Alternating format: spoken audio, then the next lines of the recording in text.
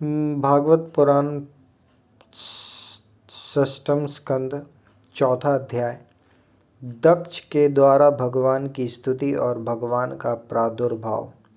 राजा परीक्षित ने पूछा, भगवान, आपने संक्षेप से तीसरे स्कंद में इस बात का वर्णन किया कि स्वयंभुव मनवंतर में देवता, असुर, मनुष्य, सर्प और पशु पक्षी आदि की सृष्टि कैसे हुई।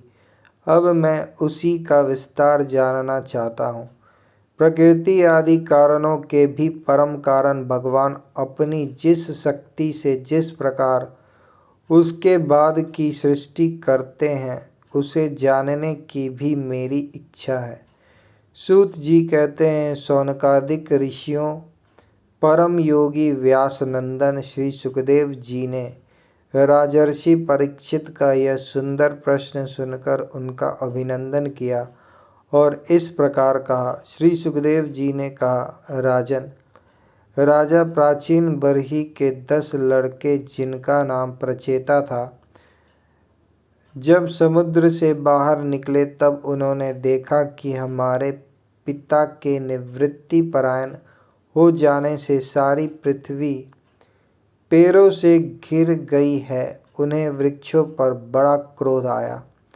उनके तपोबल ने तो मानो क्रोध की आग में आहुति ही डाल दी। बस उन्होंने वृक्षों को जला डालने के लिए अपने मुख से वायु और अग्नि की सृष्टि की। परीक्षित, जब प्रचेताओं की छोड़ी हुई अग्नि और वायु उन वृक्षों को जलाने लगी,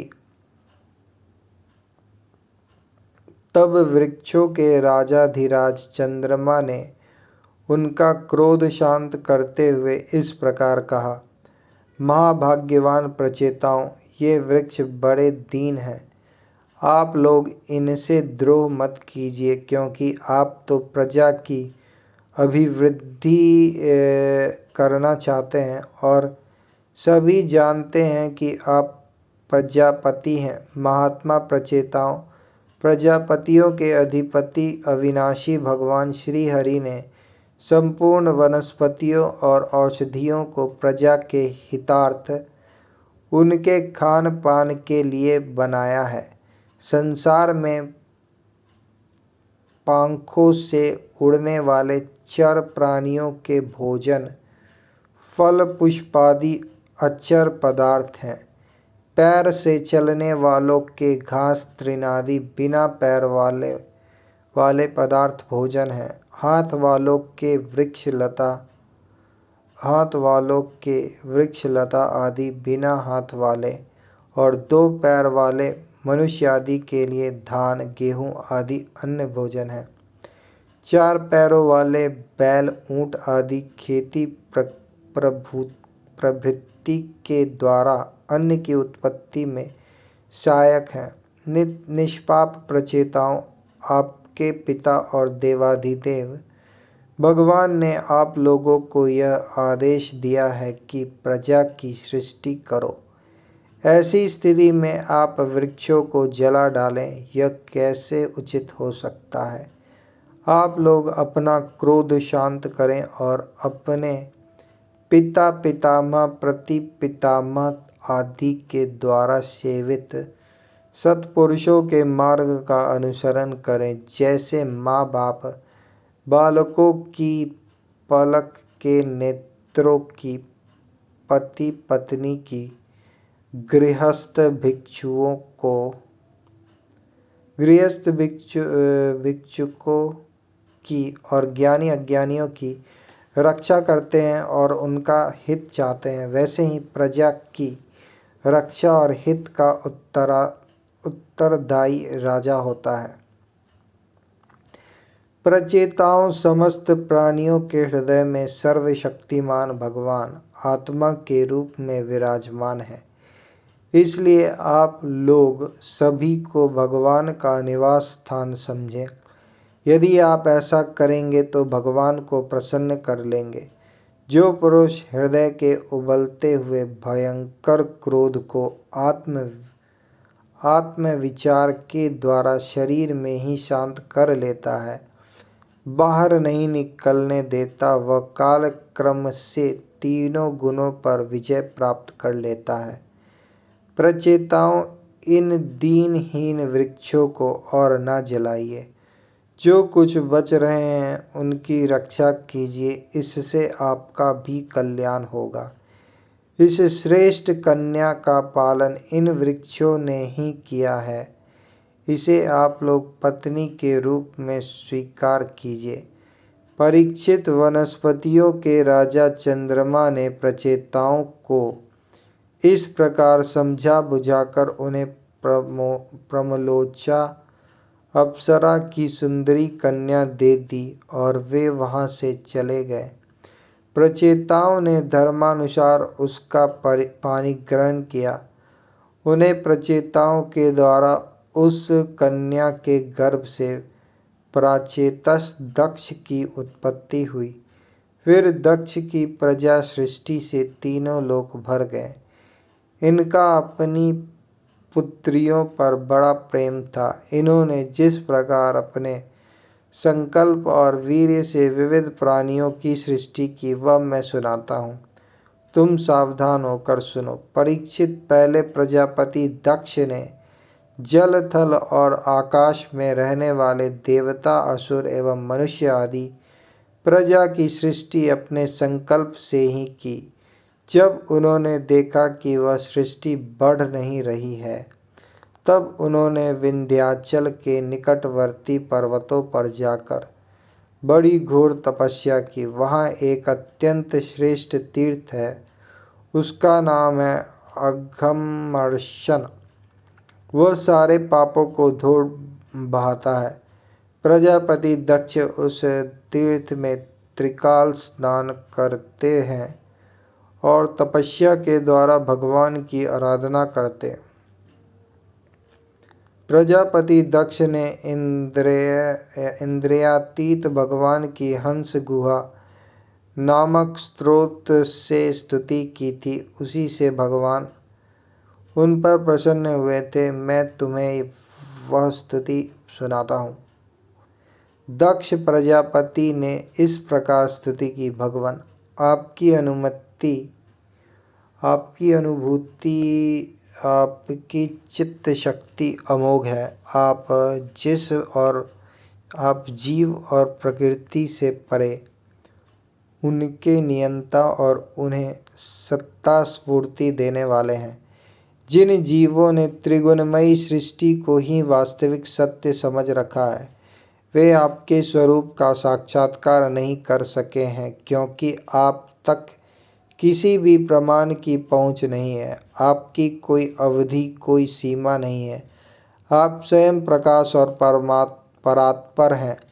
मैं आपको नमस्कार करता हूँ। यों तो जीव और ईश्वर एक दूसरे के सखा हैं तथा इसी शरीर में इकट्ठे ही निवास करते हैं, परंतु जीव सर्वशक्तिमान आपके संख्य भाव को नहीं जानता। ठीक वैसे ही जैसे रूप, रस, गंध आदि विषय आपने प्रकाशित करने वाली नेत्र, घ्राण आदि इंद्रिय वृत्तियों को नहीं जानते,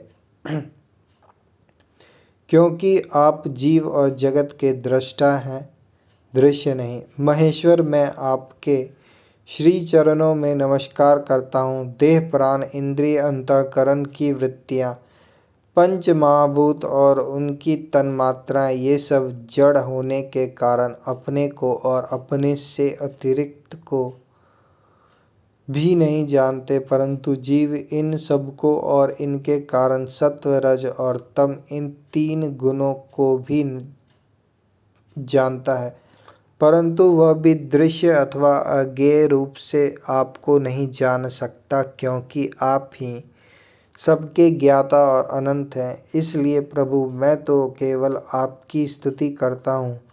जब समाधि काल में प्रमाण, विकल्प और विपर्यय रूप विविध ज्ञान और स्मरण शक्ति का लोप हो जाने से इस नाम रूपात्मक जगत का निरूपण करने वाला मन उपरत हो जाता है, उस समय बिना मन के भी केवल सच्चिदानंदमयी अपनी स्वरूप स्थिति के द्वारा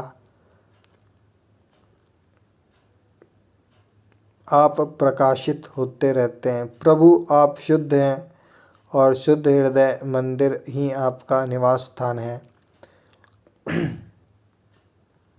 आपको मेरा नमस्कार है। जैसे याज्ञिक लोग काष्ठ में छिपे हुए अग्नि को सामिधेनी नाम के 15 मंत्रों के द्वारा प्रकट करते हैं, वैसे ही ज्ञानी पुरुष अपनी 27 शक्तियों के भीतर गूढ़ भाव से छिपे हुए आपको अपनी शुद्ध बुद्धि के द्वारा हृदय में ही ढूंढ निकालते हैं।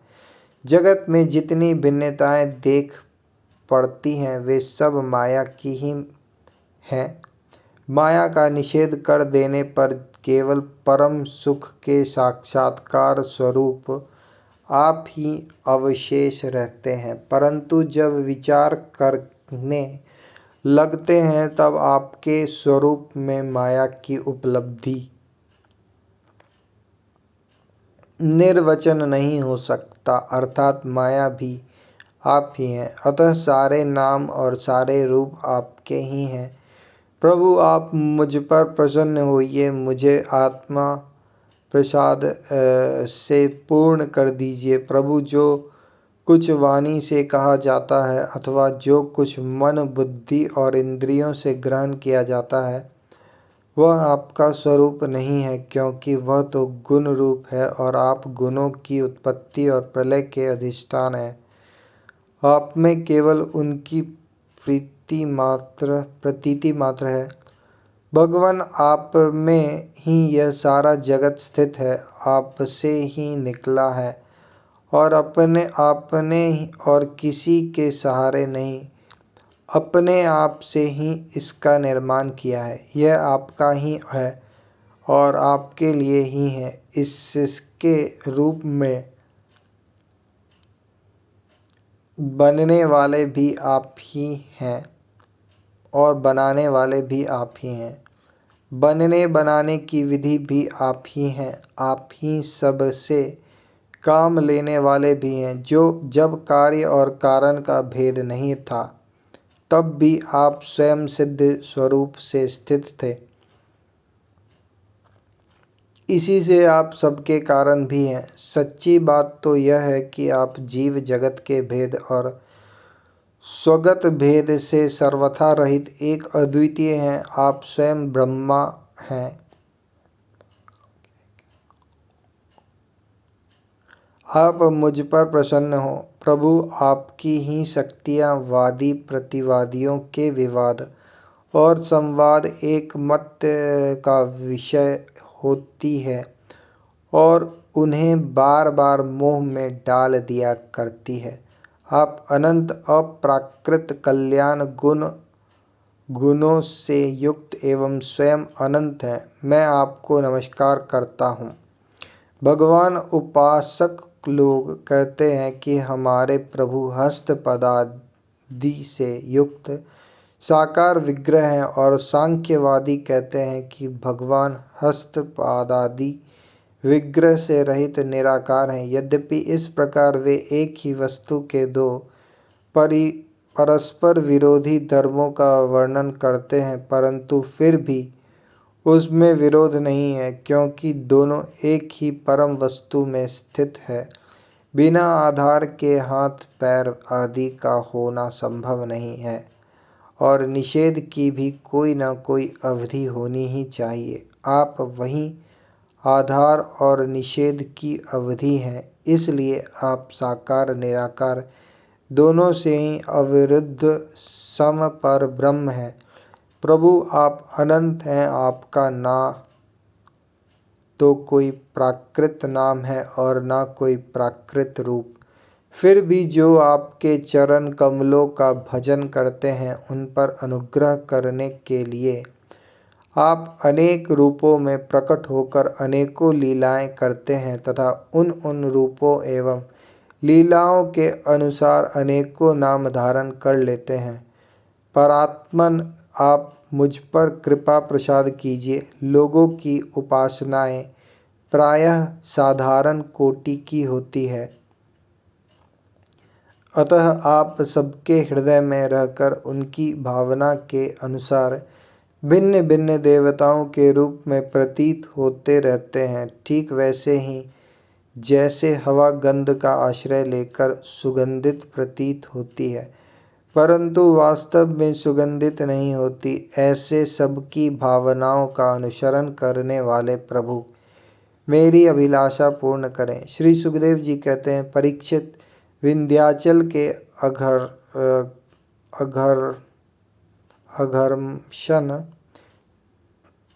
अघमर्षण तीर्थ में जब प्रजापति दक्ष ने इस प्रकार स्तुति की, तब भक्त वत्सल भगवान उनके सामने प्रकट हुए।